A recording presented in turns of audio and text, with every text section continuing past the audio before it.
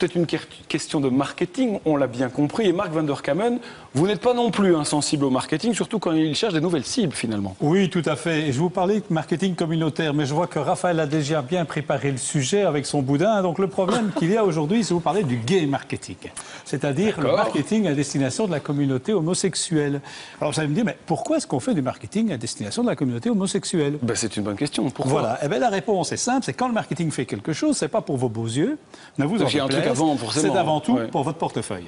Et donc le but, c'est de trouver une bonne cible, c'est-à-dire un nombre suffisant de personnes. Alors c'est un peu bizarre, les homosexuels, ça représente quelques pourcents, mais surtout des gens qui ont des revenus.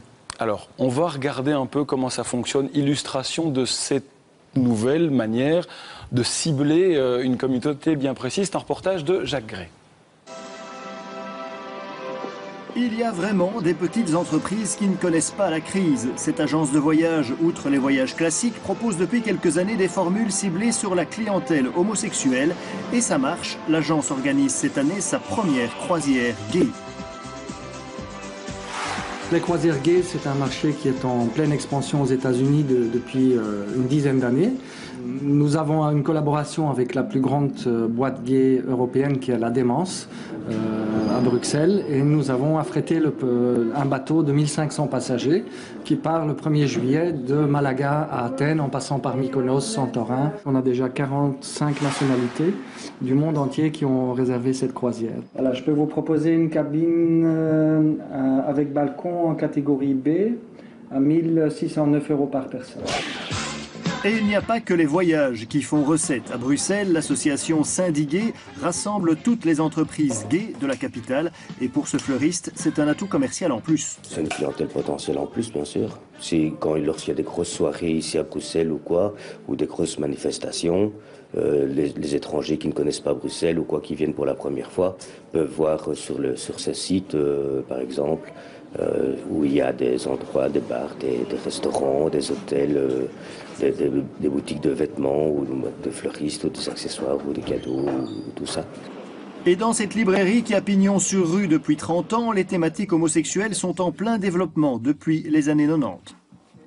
Il y a pas mal d'ouvrages qui ont un contenu gay, dont ils parlent de la vie, du ressenti des femmes lesbiennes ou des hommes homosexuels. Et c'est publié chez des éditeurs généralistes, donc Le Seuil ou Gallimard ou d'autres, beaucoup d'autres. Mais il y a également aussi des éditeurs, disons, spécialisés uniquement dans la littérature homosexuelle. Au fil des années, la libération des mœurs aidant, la communauté homosexuelle est donc devenue une véritable cible commerciale à part entière.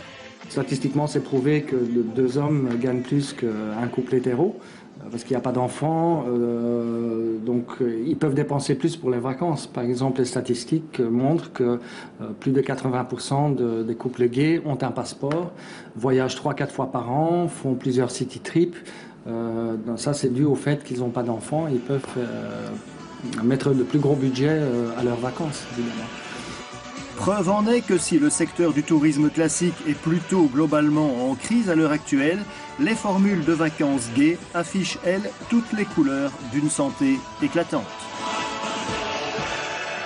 Et on va revenir, Marc, sur... c'est quoi? C'est un leitmotiv, pas d'enfants, de revenus, c'est là-dessus qu'ils se basent, quoi, finalement, les publicités. Oui, tout à fait. Comme le segment n'est pas important, mais il faut aussi savoir qu'il y a d'autres raisons. C'est que généralement, la communauté gay et lesbienne est ouverte à différentes initiatives culturelles. Et donc, quelque part, c'est un très bon créneau si vous lancez un nouveau produit. Par exemple, vous imaginez un nouveau savon, etc.